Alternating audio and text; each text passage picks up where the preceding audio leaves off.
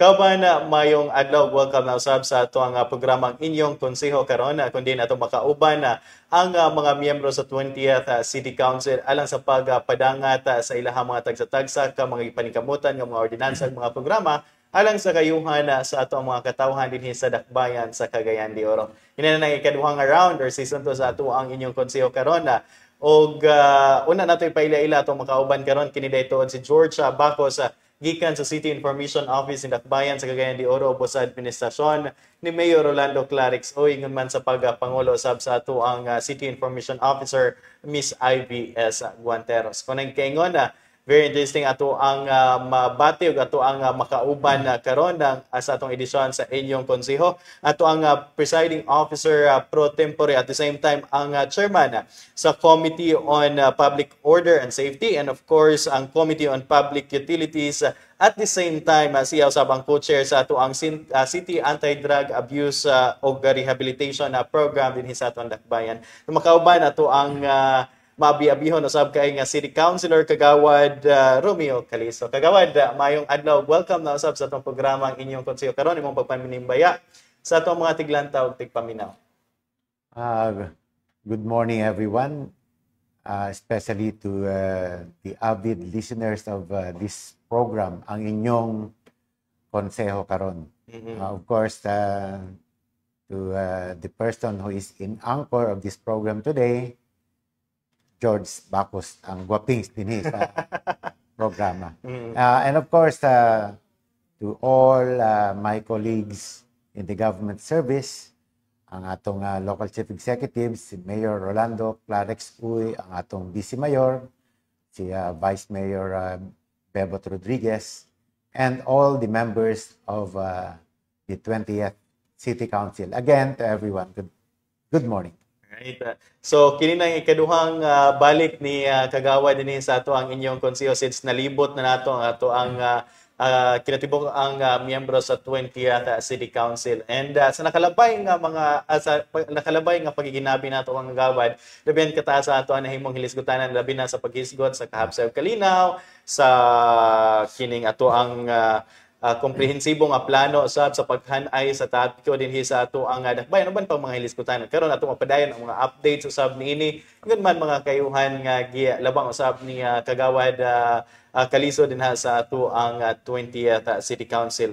Maghisgot manggota og public safety and order murag usa gyud sa ato ang image niini no anang utog og katimbayayong usab niini ato ang mga law enforcement agencies dinhi sa Dakbayan sa Cagayan de Oro ato gining malantaw gyud nato as image no nangusog hingusgan gyud niya sip kini usab iyang line of service kani ato before pa siya misulod sa natad sa politika kay kanhi 3-star general man sa pud ni no retired 3-star general sa Kagawad Calizo. Siguro Kagawad mangamusta mi so far sa pagkakaron sa at this time no kumusta usab ang peace and order situation dinhi sa atong Dakbayan sa Cagayan de Oro?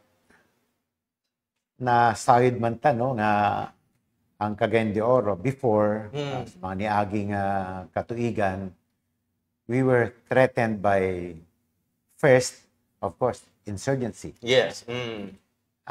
Second, of course, terrorism. Whether this be real threat or perceived threat, threatened gihapon kita. And the third one is kining criminalities.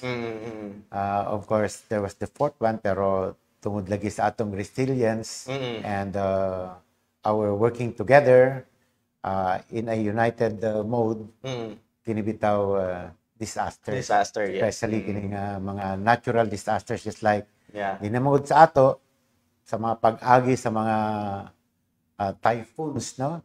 Mga bagyo. Dili kita mahadlok sa hangin, unlike in Luzon. So, I grew up in Manila and kanadto di mi mahadlok sa baha.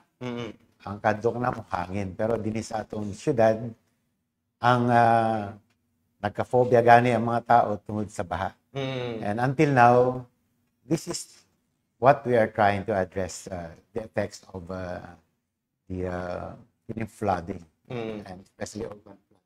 But of course, pasalamat kita sa pagkakaroon kay siguro palangga kita sa Ginoo, no? Kaya wala may mga natural disasters nga niagi. Yes. But and ang insurgency buyag, no? Probably because of the constant services being reached out by local government or people. Now we can say siguro insurgency free na ang Cagayan de Oro. Now on terrorism, sa pagkakaroon, wala man tayong mga reported na. No? So the threat level on terrorism now is very, very low. But for criminalities, tinuod lang, no? Wala may alarming. But nag-iusahay, di yun ma-cover sa atong intelligence. Yeah. And that's why masingitan pagyapon kita sa mga groups that can perpetrate crimes. No? Yes. But as of late, zero baya ang atong criminal activities. News, no? So there were no untoward incidents whatsoever, except some petty crimes that happen along the way. That's why lagi sige among ampo sa City Council, especially may committee nga unta mapahigayon na gid ang pagtukod na sa atong CCTV. But despite all this, of course, our police, our Task Force Oro, and other security deputies, they did their best so that Cagayan de Oro will be a safe place to go, a safe place to live, and a safe place to enjoy life.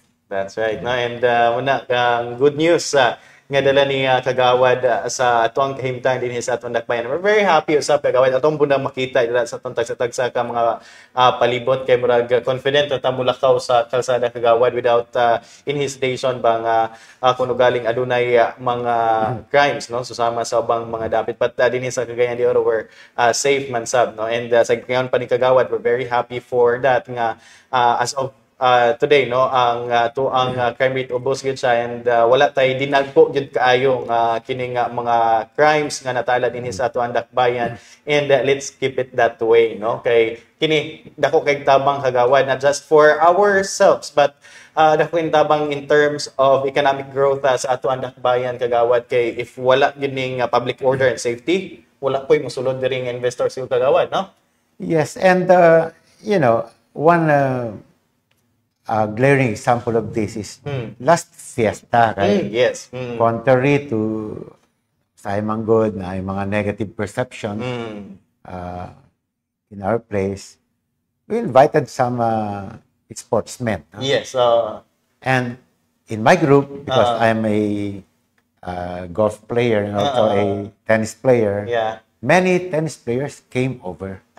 And tinuod lang, sa kadlaw lang gani unta ang among pagdula. But it went 5 days. And they're again suggesting that we'll have another round of a tennis fellowship here in Cagayan de Oro because of the peaceful and amiable environment. Yes. So that will not only be inviting sportsmen to come here.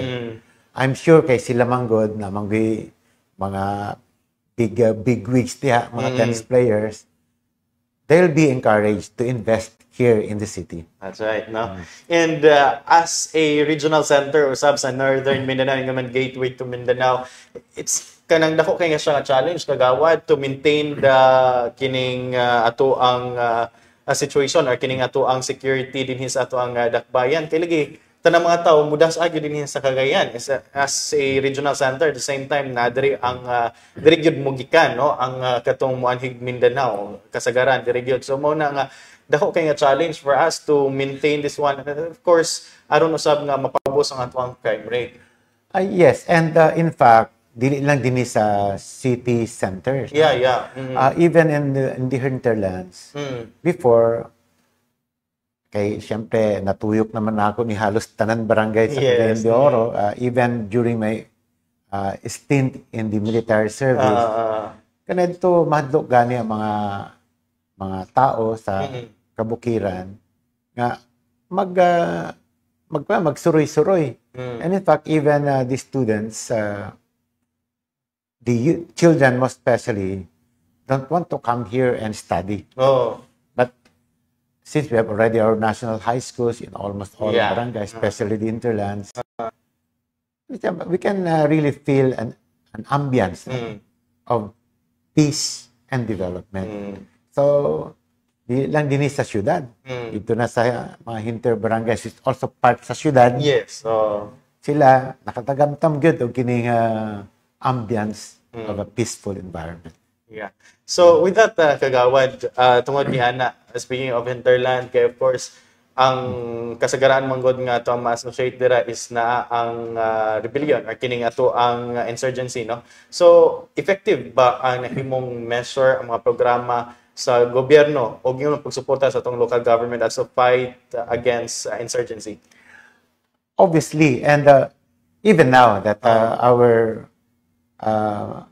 local chief executive, the city mayor, Mayor Rolando Uy, tungod lagi sa empowerment sa mga barangay, bisag karon, padto ka sa pinakalayo, bisigan. Ug kaniadto, they'd rather follow the orders of the NPA commander. Karon, ang mga barangay officials nagayod ang ilahang duulan. Ug naa sila yung mga yangungo, mga concerns. They feel that their concerns will be immediately acted upon with the presence of our barangay government. Unlike before, lahi yun. Kanadto, mas muduo lagi sila sa commander kontra sa atong mga barangay kapitan. So, kanadto, the information that there were shadow governments already that were influencing the running of the barangays, karon wa na gyud. In fact, until now, I have yet to get a report that there is new recruitment of the NPA in the hinterlands. Wala yun. Okay. So, zero recruitment in the hinterlands until now.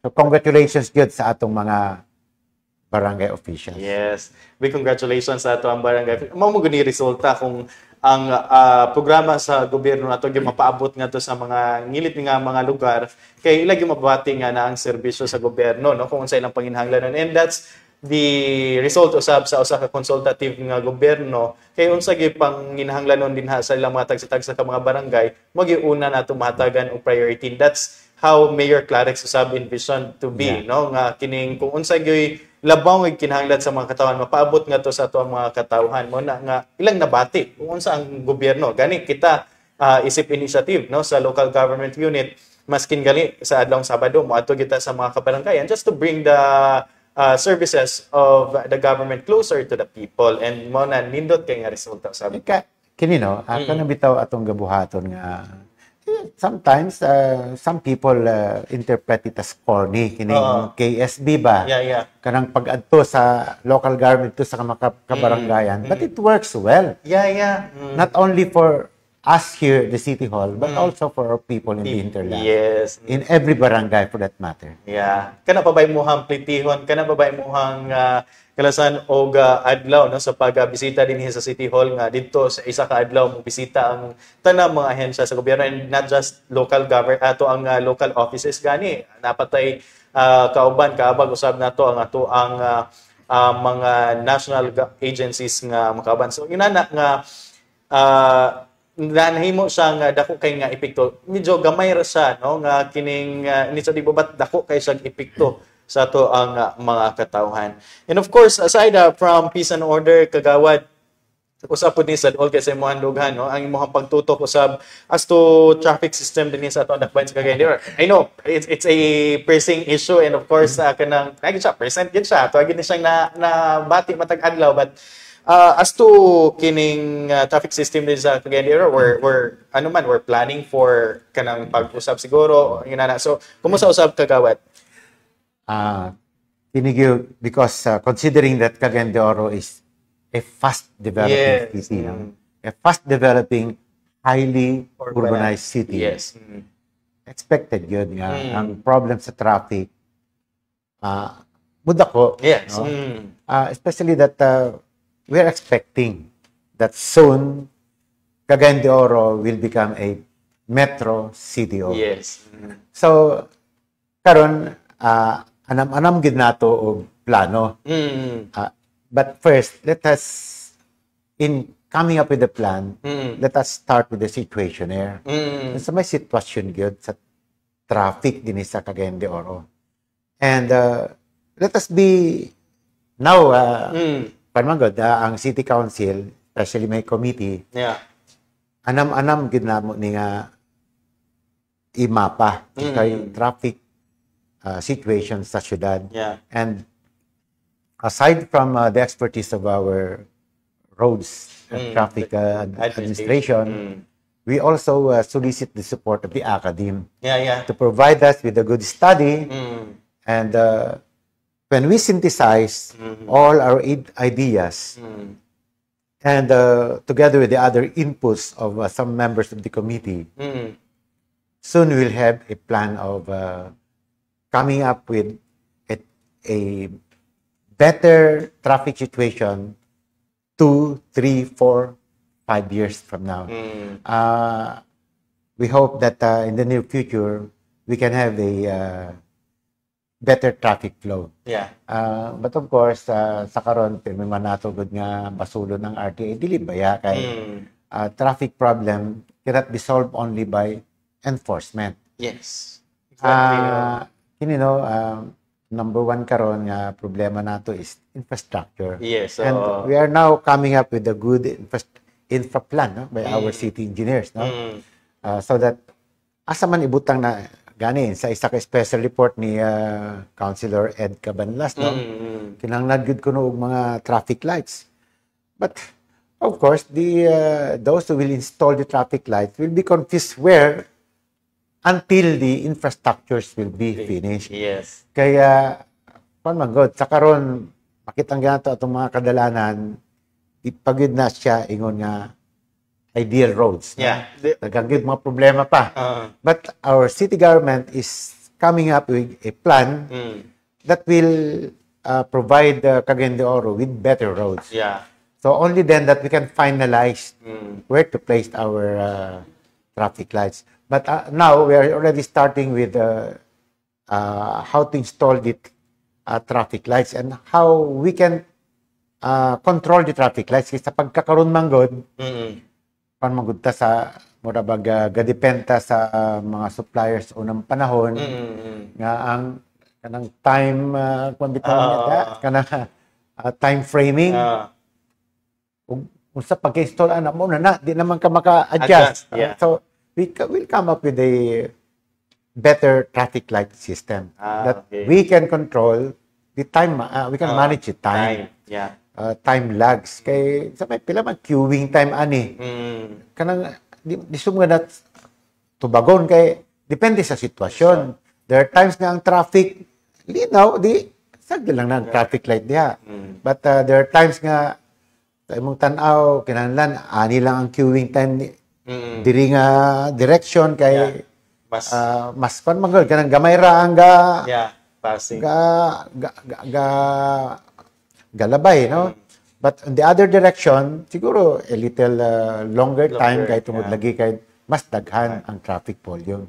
Something like that. But as of now, sa maluoy gid tayong tawon sa atong traffic enforcers, no, ang RTA. Gani mo tabang na atong kapulisan kay there are times nga di na gid makaya sa atong dili makaya manage. In fact, RTA has come up for the meantime of a system nga i-deputize sa atong mga barangay tanods para lang sa ila-ilang mga tagsa-tagsa nga mga barangay makatabang atong mga barangay tanods. Ana lang usa. But of course, kini gyud ang number one nga makatabang gyud sa problema sa traffic, the discipline of our motorists. Dako kay tabang unta sila mismo di na lang kay magpabuyag, di magpabadlong para mas dali sa atong mga enforcement personnel ang pag-manage sa traffic. So, maskin gali, no? Actually, kung katong magpagulbol din sa atuan dakbayan nga yun na traffic, napay worst ani dito sa ubang mga lugar. And then we're also doing our best, no? As to the local government is concerned. Naghimo gyud og mga pamagi sa kingon pagay ni kagawad nga sila mismo ang modelo usab ngadto sa academe, no, ongoing ilahang pagignabi ngadto sa academe to really foster a plan that would really help kay lisod po kay maghimo tag plano masindot maguning gikuha ni kagawad nga with the help of academe because it's research based. So nagid siya long term nga kining epekto sa ato ang traffic. Maybe we can dili man gyud siya masulbad kagawad and just 1 2 3 sulbad ta ng traffic dili gyud siya mga kwan bitaw George palliatives lang sa atong gabuhaton kay of course as an immediate action to the current situation. But with the help of the academe, they can provide us with a concept that is holistic and that will be long enduring. Yes. Kay maaman sila kay na-sila time good to focus on this study. Yes. Just like kining lagi nga another good culprit diri kay akong land use. Now our land use plan baya wa pagid ni nahuman. Our zoning is still wapay klaro, no? So comes the time that all this will be finished and our people from the academy will provide us with an appropriate concept. Siguro diha makatubag na gid ta ug unsaon nato og pagsulbad kining traffic problem. Right, no? So as of this time, no, ang labing importante kayod nga atong pagabuhaton no, isip mga commuters at the same time kato atong mga drivers to really follow our kining rules and regulations usab din ha, no.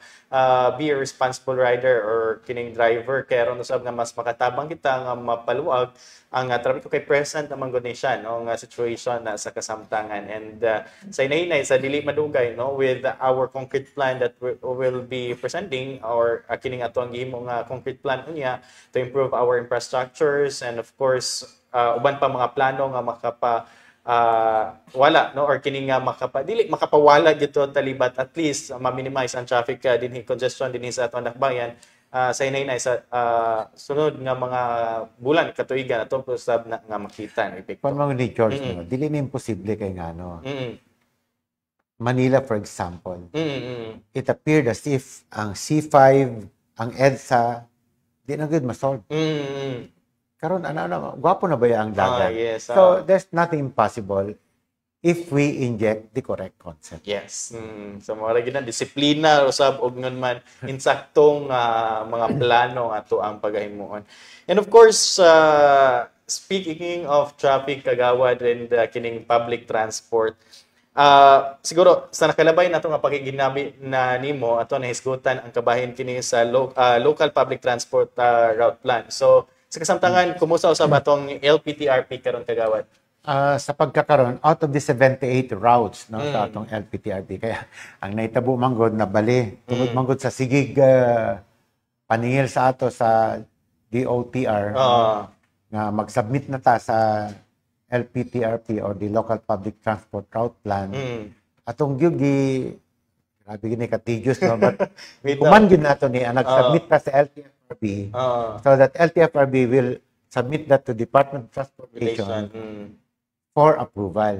Na-approve na gini siya. Ang problema, nauna lagi ni atong LPTRP sa atong master transportation master plan. Nauna sa aning pan kay but of course tungod kay dili pa man ready ang atong city planning, CPDO, aton lang sa ning i-comply. But we expect that there will be adjustments in the future kay this should conform with the transportation master plan that will be prepared by our CPDO. Yes. Pero mo-compliment gud sa kagawad, no? Kinanglan magpang gud siya. Muuyon gud ni mas ubos man gud ning LPTRP. Okay. Ang master plan na gud ni diri sa taas. Di pa man prepared yun ang atong CPDO. But they promised that next week they are going to present already. Okay. Si Engineer Kukoy, no? Balkin, he's kabaluman ko kay expertise man niya. Yes. Ilan na nga ma-present next week, both before the joint committee, no? Sa Public Utilities, Committee on Public Utilities o Committee on City Planning, presenta gid na nila. Only then that we can say nga atong LPTRP, uyon ba ni sa atong master plan, no? But now, na naman din ni siya ato sa niya sundon. Out of the 78 routes, murag 33 pa man siguro ang Pero active. at least ubos kayo ang i-update kagawad. Yeah, but somehow it helps. Yeah, Kay tanawa, no? Wala pa gani na ma-fill upan ang 78 nga rota. Na arang-arang na ba ang atong pag-address sa transportation needs sa atong katawhan. Yes, Especially ang mga kanang mag-empleyado o kini labi na itong mga estudyante. Kay with the reopening of the face-to-face classes, Yes. Dako kayo kuan. ako kay hiling mangud ko kanang mag-bike no sa buntag, akong tanaw ng mga kadalan diyan. Sus, kulang pa gyud ang atong transportation. Yes. That's why even with the additional number of kining modernized transport vehicles, sila may MTVs ba? Kulang paghihapon. Kaya ganis ako, daghan naman unta ka nang gikan sa Pagatpat, Kanituan, San Simon. Pero kulang paghihapon. That's why some of our students and some of our employees, mga workers, are forced to take kining mga illegal, kining mga habal-habal. Kaya gadali man silang dili malate. So gusto pa sabot, wala pa day ma-fill upan ang mga rota. So siguro kini gwapo ning mag-invest gani unta. No? If this will be filled up, I think kuan ang transportation needs sa atong mga tao, katawhan, mga pasahero, ma-meet na gid nato. Di po siguro 100%, somehow it will alleviate the need of our people. Kunya, kini po siya kagawad, dako po ni siyang tabang, no, pohon kung kining 78 route plan nato nga atong giandam. Katong mga adunay kagulingong sakyanan kagawad, kung inguna na gid ka-efficient ang ato ang transportation system dinhi sa atong dakbayan, kung full implemented nato ang LPTRP. Di na to magsakyanan kagawad, magkuha na lang to, mag-commute na lang tong mga ako gani sulayan man ako ng kanang MTVs no kanang modernized transport vehicles. Wapo man di ay kay comfortable kayo. Komportable kay makalingkod gid kang tarong, napay TV, aircon pa. So all you have to do is to wait until you go to your destination. Now ang gwapo pa ni inigid sa na LPTRP kay the barangays are forced to determine where else where else needs a route. Just like among nakakita kining gikan Kanituan paingon sa uptown di ay wala pay rota ana. So what is the appropriate vehicle to fill up this route if we open this as another part of the LPTRP? So do we need really pwede na diya ang bao-bao lang o i-allow na sa LTO. Okay, naman kuno'y authority given to the local government to provide the provisionary permit. Nila. So with this, soon you might see some bao-bao already authorized to go there. Just like inside Camp Evangelista. Sulod ka rito, bao-bao na lang ba ang authorized dito? Wala ka ng mga jeepney. Di po pwede ang MTV kay dako ra kaayo. So something like that. Now at least we have an LPTRP that somehow if filled up may di man 100% lagi. Balag 50% lang basta kay ma-address nato ang needs sa atong mga katawhan. With sa mong kaingon kagawad nga ongoing ang crafting sa ato ang transportation master plan ni sa ato ang dakbayan. So are we seeing like maybe it changes sa ato ang LTPRP sa mga mosunod nga mga bulan? We expect kay siyempre kanang transportation master plan should really be our Bible. Yes. Kini is a specific route naman siya. Kay, let's say, for example, in the transportation master plan, ingon niya dito, ang bugo muuni ang density of vehicles needed. Kay daghang kay mga pasahero, paingon dito sa Del Monte, paingon sa other, sa Nestle siguro diya. So, kini coming from the city proper, going to this part of Cagayan de Oro City, we need these routes and we need these vehicles. Kahibalo ko nga napagoy wala gid ma-hit aning LPTRP nato nga kahibalo ang atong city planning. Yeah. So we expect nga naagi adjustments nato sa atong LPTRP in the future. Okay. But as to approval, kagawad, sa mga changes, mga revisions nato nga pagabuhaton sa ato ang LPTRP, isabit na punta ning ato sa kining DOTR? Yeah, amendments na lang. Amendments na lang. Kay or addendums na lang siguro. Addendums, kay na naman tayo approve din na ta maglangan na pud kay uga atong utrohon. Kasi gunyag dugay na pud ang ilang approval time. Yes, oo. So we'll just submit probably some, let's say, is just amendments or addendum. Yeah. So ina na mas maayo inoon pod nga Kina na makabaluta sa kundi sa mga techniques of legislation kay ug di ta kabalo sus maluoy ta sa mga LGUs baya nga until now wala pa sila LPTRP, wala pa sila master plan. Kita bahala na gula sa ang master plan kay requirement ta sa DOTR. At least we have already complied. Yeah. And they approve. Approve na. Mas maayo pod no kay lagi bising inis kay sir gyapon mas kinadunay ka usaban at least napagaan na usab ang atong trabaho nakuhaan ang trabaho kibali no kay na-prepare naman nato na-approve naman natong LPTRP nato katon lang master plan nato and just importante sab kay that would be our guiding gyud sa guide gyud nato kung unsay panghimuon as to kining transportation system dinhi sa ato ang dakbayan sa Cagayan de Oro. Speaking of transportation, kagawad imo puning gihingosgan kay I do not usay dakong kakuhan pod god niini ang ato mga kabaranggayan kining sa pag-parking sa ato ang mga bikulo. So, your thoughts about this, kagawad? Lagi kay uni problema sa atong mga kabaranggayan no kay there are some individuals who seem to be who claim to be the owner of the parking lots already. Unta kini mga parkings even if it is your namagay balaod nato. No? I just forgot the exact provision of the law. But it says na kay business establishment. Kanang imong na parking space diya sa imong atubangan, no? Because you're mandated by law to provide.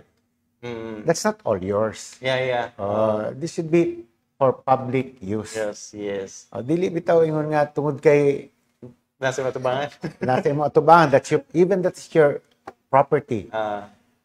Ay gid ihakog ba kana imuha. Napay laing nga situation no nga naay mga sakyanan diha tag-iya sa individual nga murag iyahan na nga parking space no? But that's not supposed to be. That should be a first come first serve basis parking lots. Pero na naman good tay mga ordinansa na bahay ni Ana. It's just a matter of the barangays enforcing this. So if they cannot, they can seek the assistance of our RTA. Yes. Yeah, especially kagawad nung di man gyud nato na kalimod or kining di man gyud matutukan gyud pod no sa tanang panahon sa atong RTA ang kining atong 80 gud ka barangay. Dili lang nato iapi lang katong naa sa kuan ato ang hinterland kini lang downtown no. Di gyud ingon ana kadaghan ang atong RTA para matutukan tanang kalye tanang mga kuan dinhi sa muna nga importante sab kayo ang tabang sa mga kabarangayan. Yes, in fact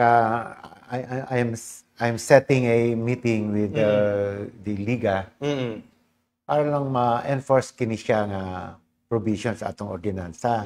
In fact, there's a memorandum circular coming from the DILG on the road clearing memo no. Punta dili lang RTA ang mag-enforce nini. Ang mga barangay na mismo because the barangay is also a local government which has an authority, which has the powers given to them by the local government code. So, sila mismo na sila initiative to clear the roads because the roads are for vehicles to pass. They're not there for parking. Para sa ato sa patag bitaw George nga atong gipaluagan lagi ang mga dalan, gihimo naman noon nga parkinganan. Ang dalan dili parkingan. Ang dalan din na siya, agianan ni siya. Dili ni siya parkingan. And in fact, kabalo ko nga gi-consider na siya sa academe. This one of the big reasons why, because the reason of the traffic mess in the city, ang parking. Kay sa National Highway na parking. Kana strictly yung no parking along the National Highway. Pero kita kabiyahe man ta diya, no? Sa mga highways naman tayo makita gihapon diya nga sa Daplin ay nakaparking. Bawal gud siya. So if it is the LTO who is the one enforcing parking laws along the national highways, kulang magud ang tao sa ang barangay na mismo unta ang mag-enforce niini. So it's like go to Davao, grabe ka stricto ang enforcement diya. Ang mga barangay gitagahan gid og gahom.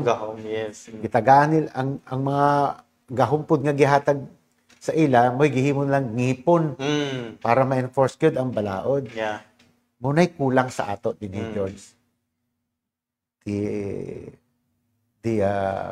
assistance of the barangays to enforce the law. So siguro amo ning meetingan para maklaro gyud og unsagi ilang pamaagi. Para ma-enforce gyud kini nga balaod. And of course, importante sab kayo no, sa ingan panikagawan nga they will be setting up meeting with our liga. Aron sab nga madung unsa po'y side sa ato ang kabarangayan as to helping this, no. So wala nga importante gid kay bitaw ang rules sa ato mga kabarangayan with kining sa ato ang traffic issues karon kay lagi dako po kay namugod sa ilahang kaugalingon ng jurisdiction, and they have the power to execute the law gyud, no, ang mga ordinances nato nga ipatuman ra sa mga tagsa-tagsa ka mga barangay. Yes, George, kay nahimo sa uban nga mga local government. Yes, exactly. Di man kita.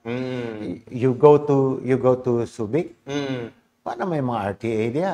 Wa na may mga pulis. But why is it that the law is being obeyed? Yes. Naikadlok ang mga tao. Naikadlok yun niya, naipagtahod yun sa, di na lang siguro untang kadlok, ang pagtahod yun sa balaod. Why? Maybe because years back, it was a culture of the different barangays within Subic to enforce the law. So, tungod kayo na istikto, na andan, hangtod karon wapo gid ang dagan sa traffic dito. That's right, no? So, inaot po unta, no, nga kanay ina nga pamaagi sa to labi sa atong mga katawhan, no, kay kita sa atong mga tagsa-tagsa ka mga ugalingon mga tabang gyud sa pagsulbad sa kaya mga problema din sa atong palibot kung kita mosunod gyud sa insaktong pamalaod. And kini kagawad usapod ni siya sa gisugyot no appeal ang ato ang mass transit system sa comprehensive land use plan nato dinhi sa atong dakbayan ka samtang usab nato nga gihikay. So unsay imong panglantaw usab ni kagawad? Kini grabe gid ni siya nga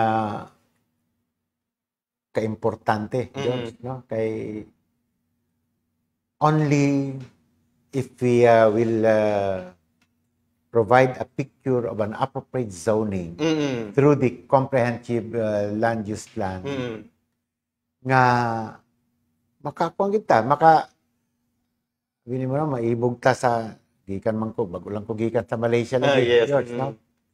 Kita na ako gid ang pagplano nila sa ilang urban planning yuta, no? Dito o kini ang road, no, ang dalan. After the road napay setback. Ang setback layo pa. Napay kanang bike lane. Bike lane dito sa Malaysia Road. Lahi ang ilahang lanes. Bike roads ang tawag nila dito. Dinhi kay naa kanang murag garden usa to provide somehow a protection, no? Para sa safety sa mga after di kanang garden na sila yung murag lane nga asa muagi ang mga tao na walk lanes. Walk lanes siya. And then after that napay parking space. Before the setback. So layo na ang safety sa mga sa publiko. Yeah. Emphasized kayo. No? So, unlike din mo sa ato, ni ang dalan na naman di ang balay. O, magdiso na taga, dili na safe para sa kabalayan. Kaya na naman na diha. But there, I saw, ay ng Singapore, kaya dito, perfect yun halos ang ilahang urban planning. That's why, the comprehensive land use plan should be very clear, very explicit, and should be well enforced. Yes. Okay, only then that we can say the essence of zoning in a city is already in effect. Yes. So with that, no, kung ato makita ang kining kung masunod lang yun, no, o yun man mapatuman ang maong mga plano yun man atong gingosgan dinhi sa ato nagbayan. Si kanang kuan gyud siya nindot nga hanay hapsay nga palibot no mo ginang usa sa mga kuan kagawad sa usa sa mga panglantaw sa mga urban planners kagawad, instead of moving cars, moving people, hatagan gyud og mga sa ato ka pedestrian mga kining lakwanan ang mga tawo kay arong mas maka-decongest pod no kay naay uban nga pwede ra gyud walkable ra gyud siya mo na ato ang gingusgan. Example, kining capital sa Sarawak State of Malaysia, Kuching City. Ang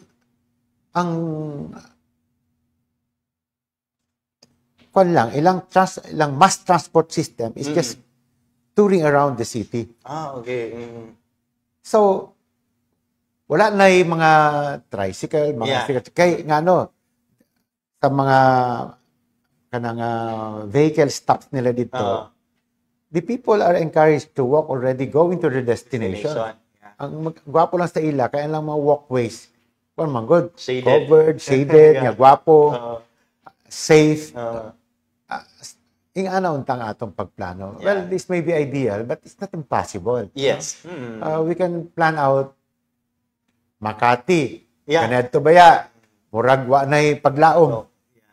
But now, why ang within the city walay traffic? Kaya ang mga kwan raman, di raman pag gawas ni mog EDSA gamay, pag gawas ni mog kanang South Expressway na traffic na di. Pero within Makati, wala may ngano.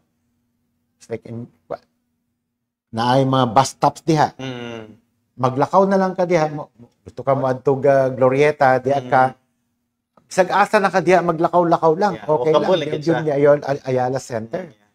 Go to Trinoma, SM North in Quezon City also, it's the same. Yeah. It's not impossible here. In fact, they have that idea already in Davao. Soon, we can have it here in Cagayan de Oro. Yes. And, why the comprehensive land use? Sige tag-approve kining simple subdivision plan. Yeah. These are contributory to the traffic mess.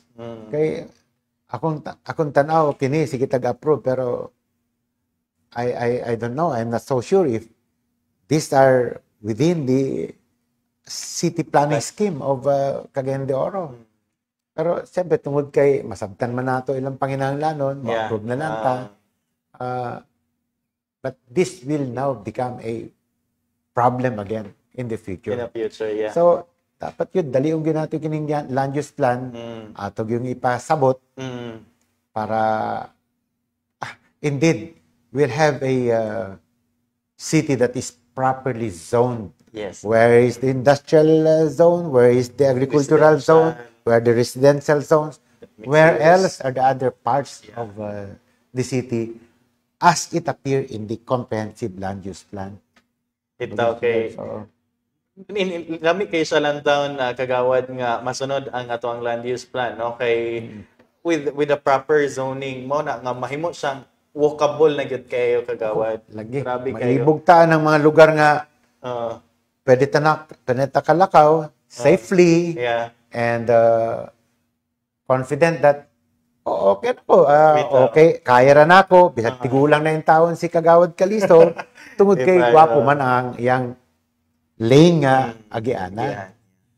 Hopefully kagawad no, in the coming years ato makita kung kining ato ang land use plan nga atong ipaningkamutan karon nga strict mo mapatuman usab dinis ato ang dakbayan. So hopefully for the next few years ato makita ang resulta usab niini.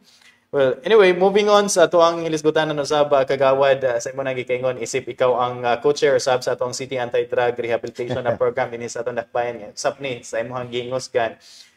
Recently dito din mo Malaysia kagawad no yes, sa George. pag-present. So kumusta usab kagawad kung sa inyong katuyuan sa Malaysia kagawad? We went there, first of all, to present kay sige mas sila pangutana nga ano kuno sa Cagayan de Oro. We were able to tone down drug use, the drug menace, despite not engaging heavy on EJK or extrajudicial killing. Kay, sa ilang tanaw nga din sa Pilipinas kuno mundang lang ang kining drug use, drug trade because of patyon lagi ang mga engage in illegal drugs. No? Pero din sa Cagayan, despite the toning down, kay pinuod lang no bisag sa ato sa patag ba yan. Yes, so tag basketball basta ngit-ngit na gamay sa tumoy nanay ga suyop dito. Pero karon wala na. Yes. So why? Ako ilang yan. Are you heavy in law enforcement? Not really that heavy. But we have a focused law enforcement. Yeah. On places that according to the intelligence, according to our monitoring, they're drug users, they're drug trades. So, that's what we did in the Philippines, especially in Cagayan de Oro. And we went strong on the appropriate intervention. So, since una man ticket kita sa CBDR, no, sa Community Drug Rehabilitation, tungod kay ang among Treatment and Rehabilitation Center, tama naman good sa 500 ang capacity. And we have so many kanang ingon nila nga PWODs, person who use drugs, no? In the Philippines, we don't call them PWODs, we call them responders. So para lang ma-encourage sila na mag-undergo sa government program. Yes. So our intervention somehow may appear not really that very strict, because we went on a community-based drug rehabilitation to accommodate those who cannot be accommodated at our treatment center already. So that's what we did. So una mong gibuhat, gipresent nato atong good practice here in the Philippines. We told them why in Cagayan de Oro City ingani na atong kahimtang, pero wala gyud patay kayo. Patay, yes. Kaya sa ilapod kuno dito, they're very strict. In fact, they have death penalty. Yes, so pero ang ilang problema karon kay, of course, they have to execute the criminal justice system in a very reasonable way. Problema nila dito karon kay lagi ang mga mapriso yung anak strong ilang enforcement pero napangyapon pa napuriso sila kay una kuno imbis nga ma-reform, they thought that the prison cells are good reformatory areas. Wa naman noon na reform ang mga kuno dito, mga PWODs.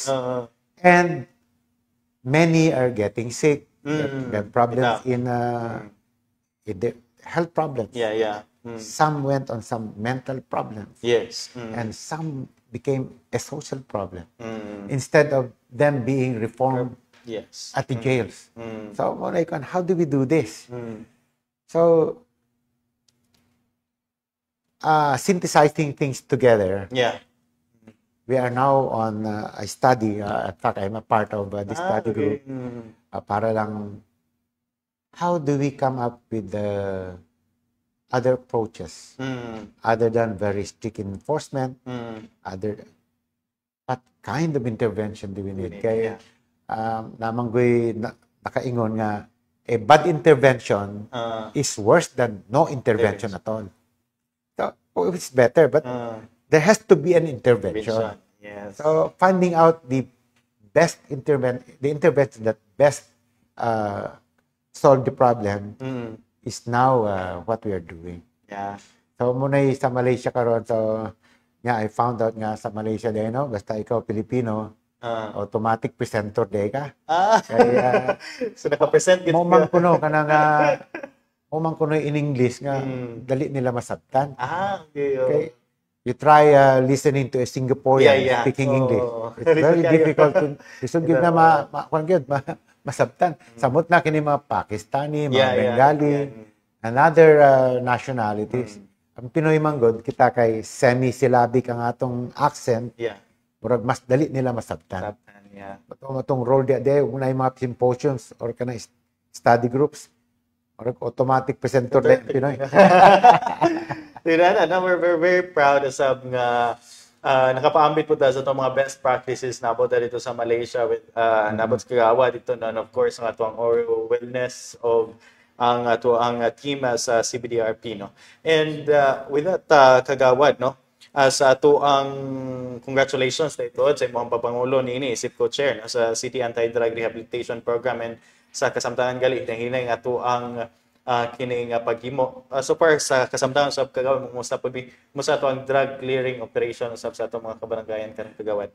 Kuan as of now kay kita manggod kay grabe ra ta ka honest siguro sa atong pag-rate sa atong mga barangays, no? Kay first of all, we comply with all the requirements coming from PIDEA, from DOH, before we declare the oversight committee, before we declare a barangay as drug cleared. So as of now, we have only 22 barangays so far. But at least we have 22 na, no? Out of 80 plus. So now we started with 0, then we came up 9. Now we have 22. Yeah, knowing unsa kadagko ang barangays. Mo lagi. Please ayun. Plus nami gamay nga concern ani man gud kay just like sa ato sa Patag. Kon man gud namanggoy mga daghan nga mga nasa watch list. Nga taga-Patag nga wa naman diha so long. Yes. So how do we erase their names? Amo ning gisgutan pa hopefully PIDEA will come up with a scheme para mawala na gud ni sa atong barangay. Kaw naman gud na sila diha. Mga paras ning mga suspected nga mga pushers sa una dito. Yes. Tungod kay isugpod ni mga taga-Patag pagka-realize sa mga nasa active, mga veterans, o kinauban ko di ang mga lumulupyo sa atong barangay, nahadlok na ang mga pushers. Mawala na sila diha. So, right now, that is one of the concerns. And, of course, may na lang kay nanatay drug testing kit, no, nga mga determine na, unsa nga klase nga drug kita positive. Kay para sa ako in town, si Kagawad Calisto, I've been injected with morphine when I got wounded in action. Sabi, morphine will stay there forever. So, hopefully, pero karon kay kanad to, i-subject man ta sa media kung good na questions kay passive man ni. Pero at least karon na natay drug testing kit nga ma-identify na unsa ka nga drug. Shabu ba? Marijuana ba? Ginibitang. Alcohol, pwede na. Sigarilyo gani. Wapo ni karon. And mo to nihangyo ko sa atong procurement nga mo na lang na siya. I don't know if there are other brands that can comply with the same specs. Mo na tong gamiton. And I think even if you 5 days kay kanad tumangod 2 days after ma-negative naman. Pero kining isa bisag 5 days pa kaya niya. Kaya gyapon naman. And karon of course we are very strict in our mandatory drug test. Para ang City Hall should remain as a drug-free workplace. Yes. Mapunay gyud paningkamutan ato, no. Pero back to the barangay drug clearing. Akong tan-aw kay nagsugod naman ta sa isa ka barangay nga dili numbered, no, kaning Bisigan. we are now coming up with probably soon FS Catanico and some other barangays that indeed there are no more drug use. Yes.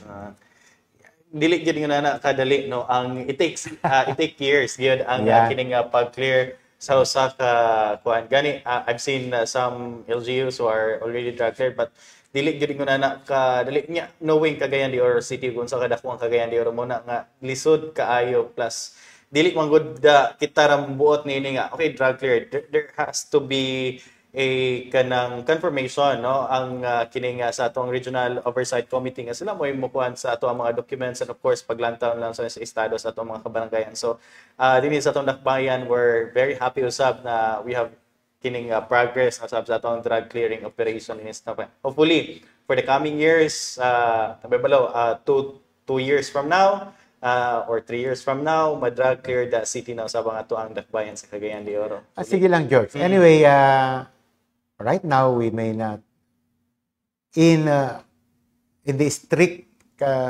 parameters set by the oversight committee. There's some barangays that may appear not really that cleared. Pero nasayid ta madto ta didto nga barangay, luwas ta, wala nagi activities related to the use of drugs. Pero still para lang po masatisfy ang mga requirements sa ato sa oversight committee, we have to comply with that. Yes. Pero we are trying our best that soon Cagayan de Oro will be drug-free. That's right. No? And with that, ato rin kingo dilingon na kasayon pod ang trabaho ni anak kagawad. No? And with that, no, sa ato ang panglawas gyud ang usab sa ato ang kanang atiman, no, mo nay ato usab nga aduna tay community based rehabilitation program dira mismo sa ato mga kabayan. Dako usab kay role ni ana ato ang mga barangay officials sa pagtabang usab sa ato ang LGU, kay dili po na kaya sa LGU without the support of our barangays. Speaking of may panglawas sa kagawad, recently lang gi-announce ni Mayor Clarix ang kining paghatag og health insurance alang sa tanang mga empleyado dinhi sa ato ang dinhi sa City Hall. So mong panlantaw niini kagawad. Gwapo gini siya nga program ni Mayor, no? And I'm very sure nga soon kini good, malipay good ang atong mga workers especially. And in fact, for every LGU, this should be an SOP. Kay di manggod nato kay balo asa taman ang kapasidad sa atong panglawas, no? And therefore, we have to have a program that will take care of our health. And this is a program very most welcome. Di lang sa amo nga mga elected officials, no? But to all the employees of the City Hall. So, importante kayong mampingan usab no ang panglawas ato ang mga empleyado kay they were namo din tabang sa ato mga lideres sa kasamtangan sa pag-implementar sa ato mga programa, and ato na dungog ang suporta usab ni Kagawad Calizo with that, and siguro suporta usab sa 20th City Council sa panglantaw ni Mayor Clark sa kini kayuhan naman pod sa ato ang mga empleyado. With this Kagawad, no, I know ubay-ubay pa ang tatag bagay iskutan apan time limit sa kaoras, and with this Kagawad, imuhang parting statement, dugang panawagan ug imong mensahe ngadto sa atong mga katawhan. Ako lang unahon ning gibuhat ni Mayor, no, bahin sa care sa atong health, no. This is really commendable. Yes. Kay kita nato ang iyahang panglantaw, nakita niya ang atong panginahanglanon. Priority yun ang atong panlawas kay moro man to atong kapital ang taon. Ug kita masakiton unsa man atong performance. So and of course this is an opportunity for me to thank all the players on the upkeep of our peace and order in the city of Cagayan de Oro. Una gyud ang katawhan kay I can feel their cooperation. They remained very alert, very sensitive even nga ug na sila'y ilang feel nga this somehow threatening, mag-report sila dayon. Yes. If not to the authorities, at least to the media. And the media is always there to provide us with the necessary information that we can take action very, very appropriately and very, very fast. Second, gini atong kapulitan, despite all the critics, despite all kinibitaw, saban gani na ako sila in taon, still they are doing their best for the upkeep of our security, our peace and order. And siyempre, atong mga police and government, they are very, very helpful. And we, of course, it is, again, another opportunity for me to thank all of them. So, ako na lang panawagan nga we continue to help each other, we continue to unite, and we continue to converge together for a safe, orderly, and a secured Cagayan de Oro City. Daghang kayong salamat, George. Daghang kayong salamat for the opportunity for me ipatayhag dinhi what is now this situation of Cagayan de Oro in terms of peace and order. Right, daghang salamat kagawad no sa mga updates usab nga imong gihatag kanamo ingon man ang siguro nga nagyud ang suporta sa 20th City Council sa papangulo nimo isip chairman sa ato ang safe and order or kining public order and safety no sa siguro nga secured kita mga Cagayanan. Daghang salamat kagawad. And of course sa imong usab nga panahon sa pagbisita na usab kanamo diri sa Kadumang Higayon sa atong inyong konseho karon. Og once again atong nakauban ang ato ang presiding officer pro tempore kagawad Romeo Calisa. Daghang salamat kagawad.